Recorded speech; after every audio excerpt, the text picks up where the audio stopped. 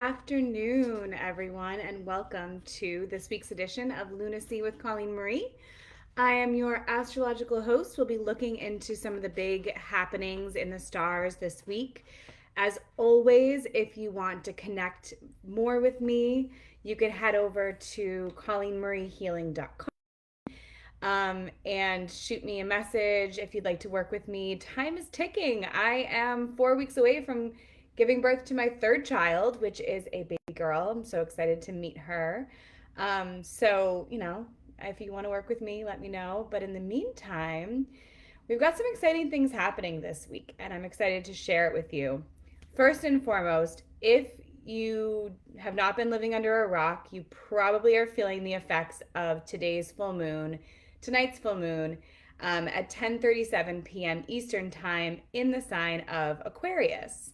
Now, we have entered Leo season as of the 21st of this, last week. And Leo season's all about shining your light. The sun is shining. We are loud. We're proud. We're feeling like we just want to express ourselves. We want to be creative. We want to, connect with other people and to do so in a way that really allows us to shine. So everything feels a little extra lately, and that can, of course, be a blessing and a curse. Because one thing Leo loves is drama. And what's more dramatic than a big, beautiful, bold full moon, which we are having tonight? And that is, of course, every time we have a full moon, it's in the sign opposite the sign the sun is in. So with the sun in Leo, we have an Aquarius full moon. And tonight's full moon in the ever unpredictable sign of Aquarius indicates it is a fixed full moon because both Leo and Aquarius are fixed signs of the zodiac. So what that can sometimes bring is a little bit of intensity. Both Leo and Aquarius like things their way, and they might be a little slow to adapt to change. Leo is, of course, a fire sign, and Aquarius is an air sign. And both fire and air are traditionally considered the more masculine of the elements, whereas water and earth tend to be a little bit more of the divine feminine. Air and fire is divine masculine. So all this means we're focused on the things that we feel like we have to do and accomplish right now. And we might even feel a little frenzied as we try to catch the momentum of the season and of all the busyness and bustling around that we're seeing at this time of year. But at the same time, we're feeling like things are starting to slow down a little bit. We're headed toward those dog days of summer where it tends to slow down. So that's where we're kind of feeling caught between these two dynamics. And there's other things as well happening because remember, we had our new moon for this lunar cycle back in the sign of Cancer. And Cancer is a water sign. And if you remember, I spoke and I wrote a lot about the power of water and a rainstorm to just clear the air and wash everything away. And that's something we're really well acquainted with lately in New England. The full moon is in electric Aquarius, and that carries the power of thunder and lightning.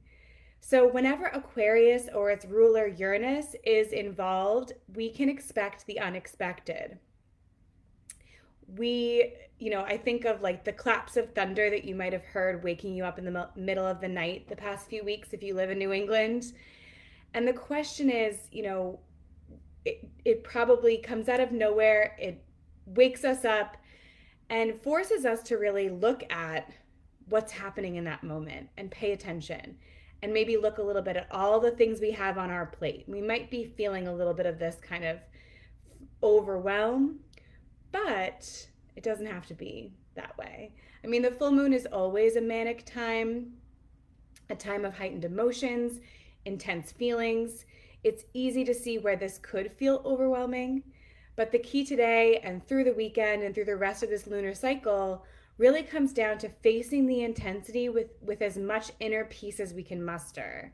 This is the secret weapon of the sign Aquarius that the moon is in, the ability to step back and disconnect our emotions, see the bigger picture, and focus on the task at hand. Working with this full moon helps us realize that we don't need to be all things to all people.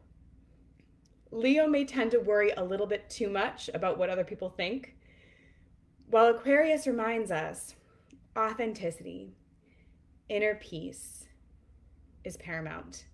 In between those claps of thunder, can we breathe? Can we be at peace? And that's something that we can work with over the course of this weekend and this full moon.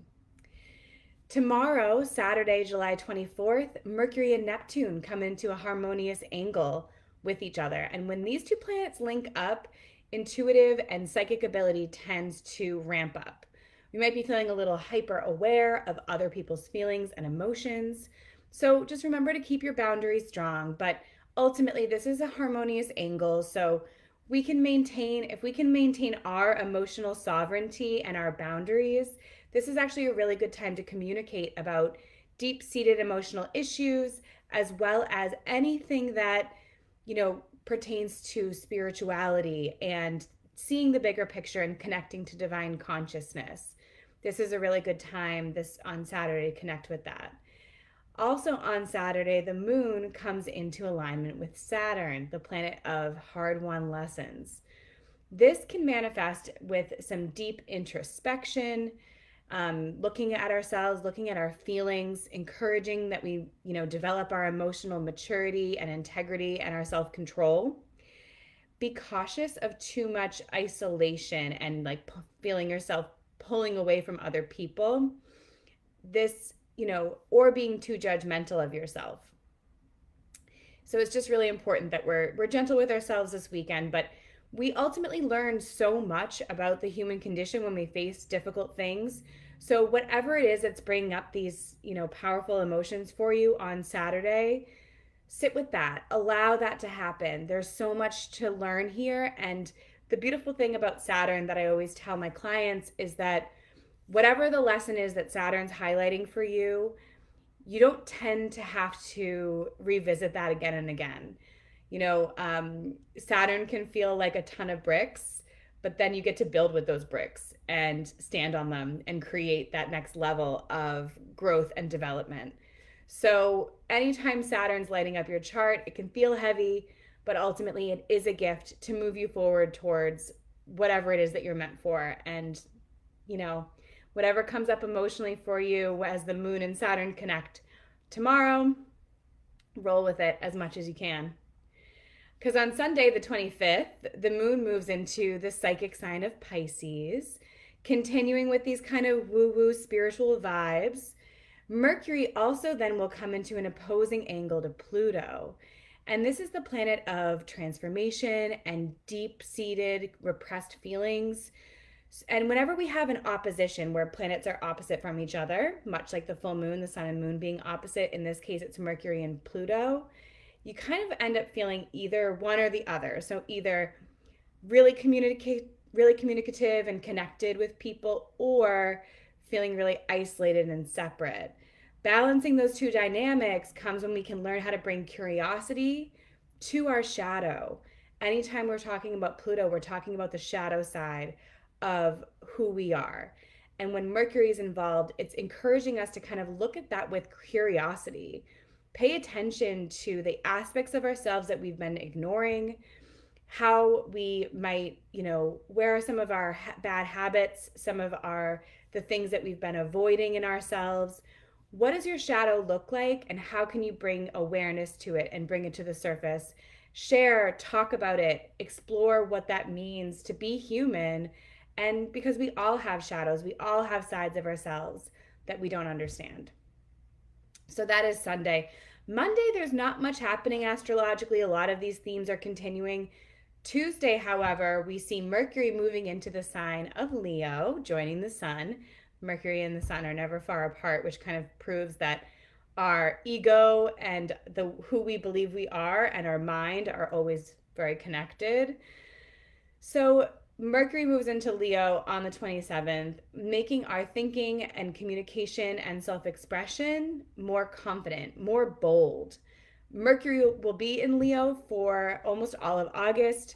So this is causing us to be maybe more persuasive storytellers, Maybe less eager listeners. That's one of the downsides of Leo. They like to express, they don't always like to receive. So, what are some goals that maybe you've been focused on regarding your creative self expression?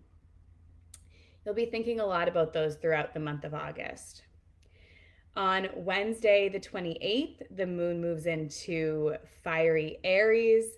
So emotions might be a little edgier over the next few days as the moon enters this Mars ruled sign.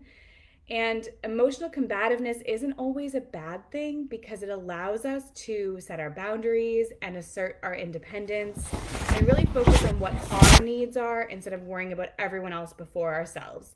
So this might, the moon moves through signs every 2.5 days. So, the 30th is when we're going to be moving into Taurus, and the moon in Taurus tends to be a little bit more chill than that Aries moon we're ending the week with. Jupiter also enters Aquarius, yes. And Jupiter has been in Pisces retrograde since June 20th. Retrograde simply means that from our perspective on Earth, it appears that the trajectory of the planet moves backwards. And every single planet does this, obviously, except for the moon and the sun. So, with that, while Jupiter was retrograding in Pisces, our lessons were more around, emotions and intuition. And now we're moving into the sign of Aquarius, where we might be feeling like we're not able to really connect with with like-minded people, or we want to desperately connect with like-minded people, and that feels like it's a little stymied right now because remember, retrograde is when things kind of go backwards, okay? So they become more internal. Jupiter wants to expand. Jupiter is a planet of expansion, of travel, of philosophy. So when it's retrograde, we might just be feeling like our expansion has been stalled, and big picture goals and dreams might feel like they're a little out of reach. But this is not the time to force or push these things through. It's simply a time to take stock of everything, to integrate the lessons, to maybe revisit some unfinished business from last year. In fact, it's bringing to mind the Saturn Uranus, no, the grand conjunction of Jupiter and Saturn at the end of December of 2020. So it was right around the solstice December 21st of last year. Where were you? What were you going through? What were you experiencing? I think as a culture, we were still experiencing a lot of uncertainty, and we might just be revisiting some of those themes over the course of the next couple days and months, really, because Jupiter will be retrograde in Pisces until October. So after that, things will start to loosen up in this area. We'll feel like we can expand again. And in the meantime, just embrace that kind of slowing down and looking more deeply at what matters in your life. So Thursday, July 29th, to kind of close out today, Mars is opposite Jupiter. So you might be feeling a little extra energized, maybe a little rambunctious on Thursday. As Mars comes into this opposition, Jupiter really, again, encourages that self-confidence, and Mars makes us feel strong. So adding these two together can manifest positively as feeling like really physically confident and energized, or negatively as too much swagger and thinking that you are invincible and just like, God's gift to the planet, which we all are in some way. But, it's nice to be humble too. And humility is not something that Mars or Jupiter particularly specializes in. So when we have those two planets linking up, maybe we're feeling a little bit of that. Embrace that increased vitality because Mars is actually entering the sign of Virgo on Thursday as well. And it doesn't quite jive well in Virgo. Mars just wants to do things. It doesn't want to think about them. Virgo overanalyzes everything. So when Mars is in that sign, it feels this kind of like push-pull energy, like it can't really fully express itself. You might feel as if you're not able to make strides in your career, or the things that you do on a daily basis. It just might feel like you're a little stymied, and this stop start energy can feel complicated, but ultimately, Mars in Virgo can help us to take that step back and to think about what we're doing before we act and maybe not bite off more than we can chew or forging ahead when things aren't really in alignment. And Mars will be in Virgo until September 14th. So we'll be ending the summer with a focus on, doing things the right way instead of just forging ahead without a thought. So let's just try not to take it too seriously and we'll be good. I hope that you guys enjoyed this. If you have questions, if you ever want to learn more about how your personal chart might interact with what's going on in the stars today, you can always reach out to me. Thank you so much for watching and have a wonderful, wonderful weekend. And try to get some rest through this kind of intense full moon we have this evening.